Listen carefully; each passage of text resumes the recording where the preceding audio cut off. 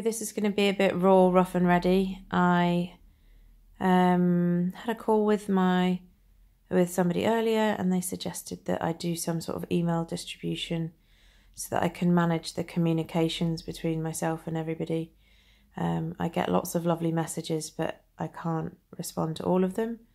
So I thought I would just go back to just sticking this on YouTube and maybe trying to point you all in the direction of this video so that I can kind of keep it in one place, because setting up an email distribution requires a bit of process, and some people don't use email and some people don't use WhatsApp and some people, so anyway, at least a YouTube link, you can all click on it and watch this.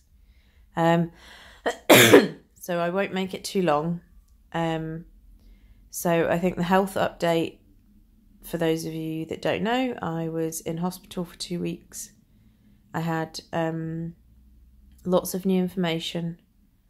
I have about 4 tumours in my brain now, and that also involved lots of swelling, and that was causing me lots of problems: vomiting, disorientation, struggle with speech, couldn't read and write for a bit. And they've done full brain radiotherapy. They did 5 sessions to try and help reduce the swelling, and I'm taking steroids for that to reduce the swelling, and that seems to have made a difference. I'm now not allowed to drive. The lung stuff has all progressed. I have tumours all over the lungs.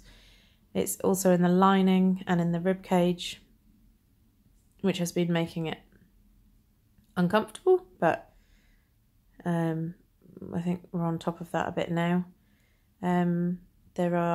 There's a tumour on my spinal cord, which is weakening my legs and control that I have, so I cannot fully weight bear. I've had a couple of slips and falls, nothing that's caused me any problems, but luckily I had people around. So I now use crutches and a wheelchair, and please see those as positive things. The wheelchair is a godsend. It means I can get out, and it means that I have freedom. I have tumours all over my pelvis, in the bones. So there was a conversation about putting titanium rods in my left hip and try and strengthen that before the tumour fractures. One of the tumours fractures that left hip, and I have a tumour in my right leg. I've got the other, the obvious things here and at the back, and all my hair is falling out, but I don't care about the hair. It doesn't bother me. But I might look a bit different as time progresses. There won't be much of this left, and you'll just see little random nuggets hanging out my head. So I had 2 weeks in hospital. It was pretty intense, a lot to get my head around, and then from hospital, the doctors and the nurses and the radiographers and the oncology team and the palliative care team were amazing, and they've made it clear that this situation is not going to go on for too much longer, but they're doing the best that they can to make me comfortable. And I'm lucky I'm not really in much pain. Breathing's a bit of an issue, and mobility, as I said. So then after hospital, I went to Scotland for a week with a group of people that I'd invited to spend time with, and it was just the best. It was just brilliant.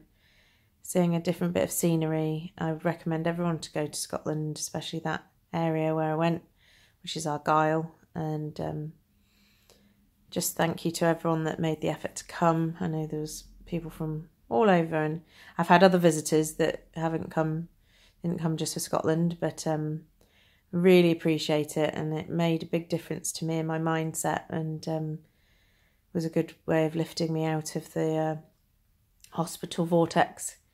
So that was brilliant. We had a private chef on 2 different nights.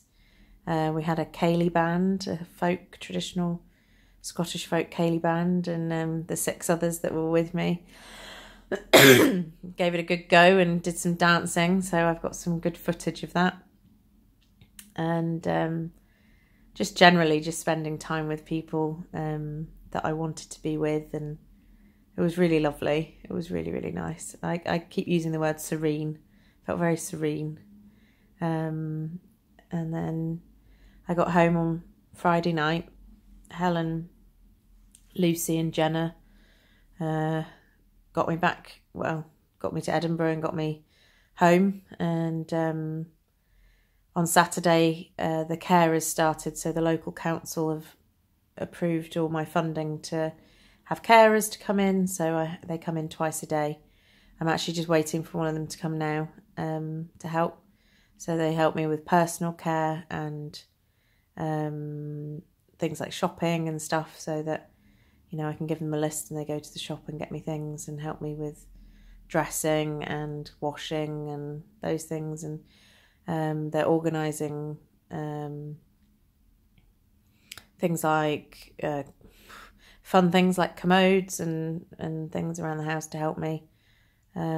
I now have a lockbox outside the house, so if people come to visit, then I won't be coming down to let you in. You need to use the lockbox, but I can give you that. I won't post that on YouTube.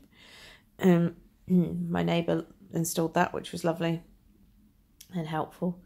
And so I don't know what happens now. I have these carers coming in twice a day. I have the district nurses are coming tomorrow, and a couple of visitors. And I think the bit about this message is hopefully that you get the information that you want from me, and hopefully when we interact, you can just be a bit more engaging with what's going on with you and in the outside world, because as you can probably appreciate, the majority of the messages I get are, when can I come and visit? What can I do for you? What's going on? How are you? How are you? How are you? And these are all, of course, absolutely legitimate questions, and I don't shoot you down, but it's really hard for me to keep answering the same questions and keep going into that same headspace, to keep kind of doing the whole, you know, whatever the answer is at that moment, which is why it was suggested to me by the hospital that I do try and do like a weekly update, so that you can get the answers that you want, and then we can try and have a bit more of a normal interaction. I am saying no to most visitors. Please don't be offended. I know that some people are offended, but I have to do what's right for my situation, and what I want to do is, I don't want people to be stressed. I find fussing really stressful. I need lots of calm and relaxation and no flapping. That's my request to you, is that if I say no, or if I give you an answer, please just respect that. And anyway, I hope this is a useful update. As I said, I don't know what happens next. Unfortunately, the nature of this game is something's going to go wrong. Something else will happen. And yeah, that's the nature of it. But I'll try and keep you informed. And anyway, big love. Thanks for tuning in, and bye.